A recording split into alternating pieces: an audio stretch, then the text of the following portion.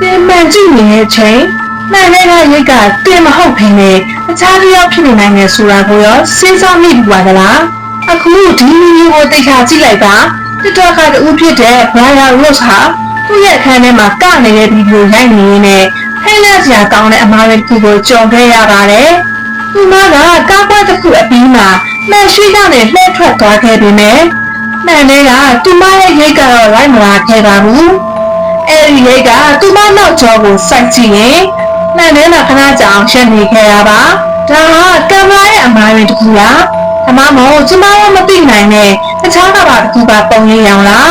ဒီဗီဒီယိုပြတ်မဲ့သွားပြီးနောက်မှာတော့လူပေါင်းများစွာဟာသူတို့ရဲ့နာမည်ကိုပြန်ကြည့်လို့အောင်ကြောင်လန့်ကုန်ကြပါတယ်အခုထိတော့ဒါကတကယ်ကဘာဝလုံးဖြစ်ရလား